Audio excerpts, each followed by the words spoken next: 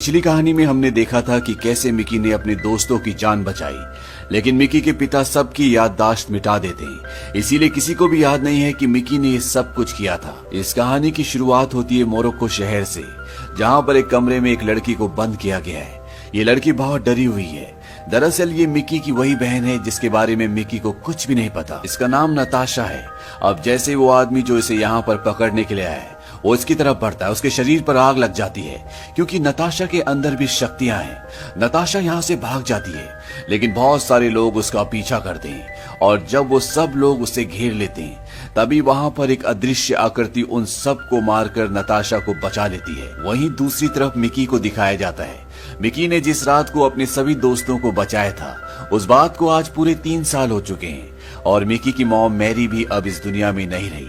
दरअसल एक बार Mary Mickey से फोन पर बात कर रही थी और मिकी अपनी मॉम से अच्छे से बात नहीं करता और इसी बीच उसकी मॉम का एक्सीडेंट हो जाता है जिसमें मैरी की मृत्यु हो जाती है और मिकी को इस बात का गिल्ट आज तक है। उसे लगता है कि वो अपनी मॉम की मौत का जिम्मेदार है, इसीलिए वो हमेशा परेशान रहता है। साथ ही साथ स्टेला, जिससे मिकी प्यार करता है, जिसकी जान उसने बचाई थी, उसे भी उस घटना के बारे में कुछ भी याद नहीं होता। मिकी ने जिन 2 दोस्तों की जान बचाई थी उसमें से एक का नाम ब्रेंडो होता है और ब्रेंडो ने स्टेला को ये यकीन दिला दिया होता है कि उस रात पनडुब्बी के अंदर उसने स्टेला की जान बचाई थी, यानी कि उसी की वजह से आज स्टेला जिंदा है और स्टेला भी अब उसकी बहुत अच्छी दोस्त है। स्टेला कहीं ना कहीं उससे प्यार भी करती है। मिकी को ये सारी बातें पता है लेकिन वो कुछ नहीं करता। उसे इस बात से बहुत गुस्सा और बहुत दुख होता है, लेकिन वो अपनी असलियत स्टेला के सामने जाहिर नहीं करता और ना ही अब वो अपने आप को सुपर हीरो मानता है। हालांकि उसकी छोटी बहन जो उसके साथ रहती है उसे उसके बारे में सब कुछ पता है और वो आज भी कहती है कि मेरा भाई सुपर हीरो है। लेकिन मिकी अब इन सब बातों से फ्रस्ट्रेट होता है। मिकी की क्लास में एक नई लड़की का एडमिशन होता है और ये नताशा होती है, यानी कि ये मिकी की बहन है। मिकी को इसके बारे में कुछ भी नहीं पता। नताशा किसी से बात नहीं करती, वो बहुत रूड होती है और एक रात को जब इनके स्कूल की डांस पार्टी होती है तो वहां पर मिकी, नताशा, ब्रेंडा, स्टेला सब होते हैं। मिकी यहाँ पर बहुत ज्यादा अल्कोहल पी लेता है और उससे ये बात बिल्कुल बर्दाश्त नहीं होती कि जो काम उसने किया था उसका सारा क्रेडिट ब्रेंडो ने ले लिया और साथ ही साथ स्टेला को भी उससे छीन लिया। मिकी यहाँ पर स्टेज पर जाता है और वो कहता है, ब्रेंडो, उस रात को तुमने सबकी जान बचाई थी, क्यों ना वो कहानी तुम हम सबको सुनाओ, क्योंकि तुमने उस रात के बारे में कभी किसी को कुछ नहीं बताया। लेकिन ब्रेंडो कहता है कि मैं इस बारे में कोई बात नहीं करना चाहता। मिकी कहता है क्योंकि तुमने किसी की जान नहीं बचाई थी, तुम झूठे हो। और स्टेला और ब्रेंडो जब वहां से जाने लगते हैं मिकी स्टेला को रोकता है और वो उसे अपनी शक्ति दिखाना चाहता है। वो उसे यकीन दिलाना चाहता है कि उस रात को मैंने तुम्हारी जान बचाई थी। और जैसे वो उसके सामने गायब होने वाला होता है तभी दूर से नताशा अपनी शक्ति का इस्तेमाल करके वहां पर एक ब्लास्ट करती है जिससे वहां आग लग जाती है और सबका ध्यान उस तरफ चला जाता है। और इससे पहले कि मिकी दोबारा कुछ करता पीछे से उसके सिर पर बोतल लगती है और जब उसे होश आता है तो वो नताशा के सामने होता है। नताशा उसे कहती है कि तुम वहां पर क्या बेवकूफी करने वाले थे, हम अपनी शक्तियों को आम लोगों को नहीं दिखा सकते। मिकी कहता है तुम ये क्या कह रही हो, मुझे कुछ समझ नहीं आ रहा। और वो अपनी शर्ट उठाने के लिए जाता है लेकिन तभी नताशा अपनी शक्ति से उसकी शर्ट पर आग लगा देती है।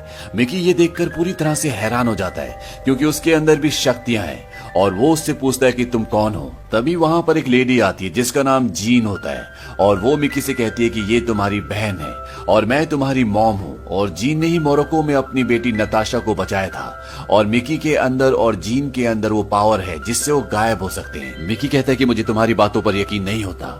उसकी मॉम जीन उसे गायब होकर दिखाती है और इसके बाद वहां पर डॉक्टर आता है क्योंकि जितना ज्यादा उसकी मॉम अपनी पावर को इस्तेमाल करेगी वो उतनी कमजोर होती जाएगी। जिस तरह से मिकी के पिता की आंखों की रोशनी चली गई थी, यहाँ पर जो डॉक्टर आता है उसका नाम डॉक्टर के होता है और वो नताशा का ब्लड जीन के शरीर में चढ़ाता है, तभी उसको शक्ति मिलेगी और साथ ही साथ वो उसे उसकी पावर्स को इस्तेमाल करने से भी मना करता है। दरअसल डॉक्टर के इनके बारे में सब कुछ जानता है। जीन अपने बेटे मिकी को बताती है कि तुम्हारे डैड को किडनैप कर लिया गया है और अब हमें उन्हें छुड़ाना होगा।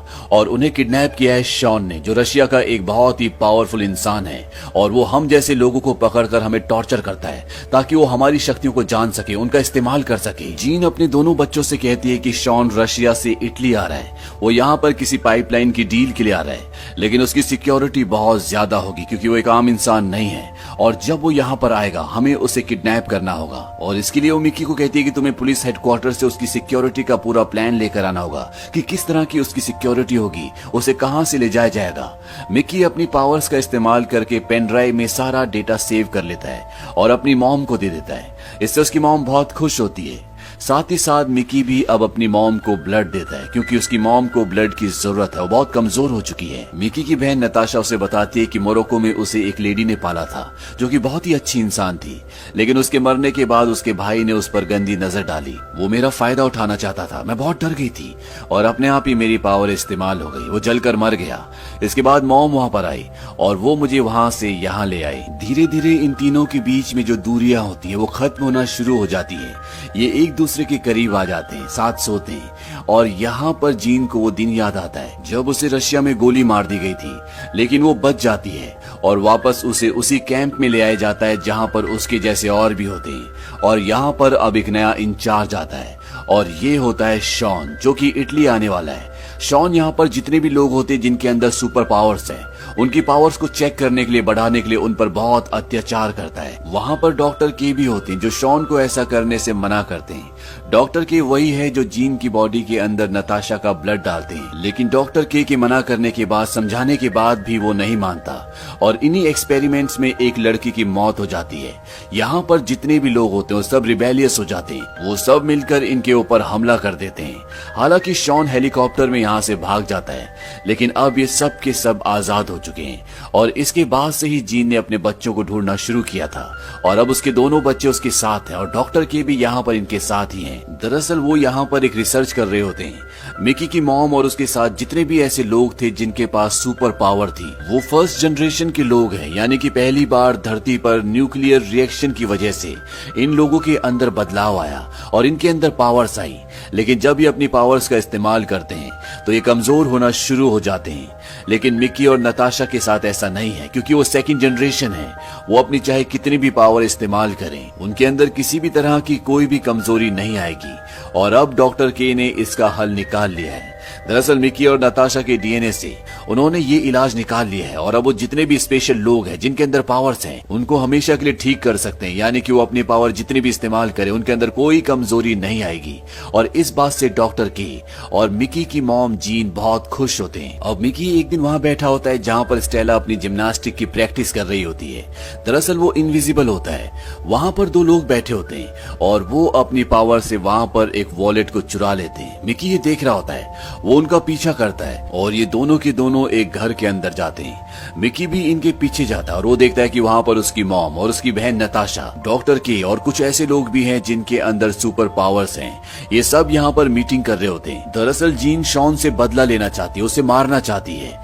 शहर के बीचों बीच एक गैस पाइपलाइन जाती है और ये पाइपलाइन उस जगह तक जाती है जहाँ पर शॉन और बाकी लोगों की मीटिंग होगी। दरअसल इसी गैस पाइपलाइन की इनॉग्रेशन के लिए शॉन यहाँ पर आया होता है और जीन का प्लान ये होता है कि शहर के बीचों बीच जो पाइपलाइन जा रही है, जब उस पर गैस छोड़ी जाएगी तो नताशा यहाँ से उस पर आग लगा देगी और इससे एक बहुत बड़ा ब्लास्ट होगा, जिससे शॉन के साथ साथ यहाँ पर और भी बहुत सारे लोगों की जान चली जाएगी। मिकी ये प्लान सुनकर पूरी तरह से हैरान होता है और जब उसकी सिस्टर वॉशरूम में जाती है तो वो उसके पास जाता है। हालांकि वो इनविजिबल होता है, लेकिन नताशा के पास वो पावर भी है जिससे वो माइंड को रीड कर लेती है। उसे पता चल जाता है कि मिकी आसपास ही है। वो उसे सामने आने के लिए कहती है। मिकी उसके सामने आता है और वो कहता है कि हमें मॉम को रोकना होगा, हमें पुलिस को खबर देनी होगी। ये सुनकर नताशा यहाँ पर सबको बुला लेती है और वो बता देती है कि मिकी हमें धोखा देने वाला है। इसीलिए मिकी को यहाँ पर बंदी बना लिया जाता है और मिकी को अब पता है कि उसके मॉम के इरादे क्या हैं। मिकी कहता है कि अब तुम्हारे अंदर पावर नहीं है, तुम हमारे बिना जिंदा नहीं रह सकती। उसकी मॉम बताती है कि डॉक्टर के का एक्सपेरिमेंट अब पूरा हो चुका है और इसके बाद वो एक लिक्विड के अंदर जाती है और वो पहले की तरह बिल्कुल नॉर्मल हो जाती है, यानी कि उसके जितने भी अंदरूनी घाव होते हैं वो सब के सब हील हो जाते हैं। और ये सब के सब मिकी को यहाँ लॉकअप में बंद करके अपने मिशन को अंजाम देने के लिए निकल पड़ते हैं। मिकी यहाँ पर बेहोश होता है और तभी उसके कानों में एक आवाज आती है। मिकी पहचान जाता है कि ये उसके असली डैड की आवाज है जो बगल वाली काल कोठरी में बंद होते हैं और वो उसे बताते हैं कि तुम्हारी मॉम ने मुझे यहाँ पर बंद किया है। दरअसल मैं उसके विचारों को पढ़ सकता था। मिकी पूछता कैसे विचार?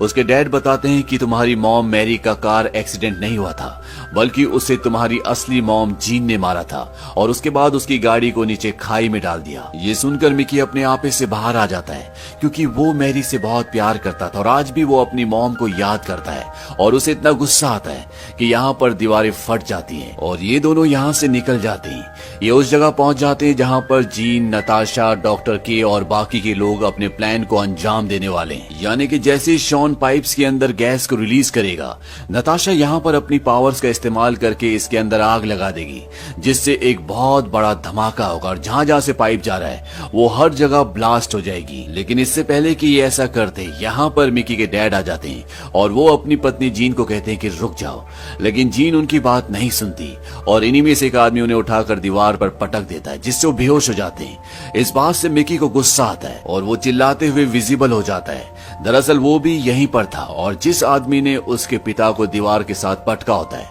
वो अपनी पावर से उसे दूर धकेल देता है। दरअसल ये आदमी बहुत पावरफुल होता है, इसे कोई भी इंसान कंट्रोल नहीं कर सकता, लेकिन मिकी के पास ऐसी ऐसी पावर्स हैं जिसके बारे में उसे खुद भी नहीं पता।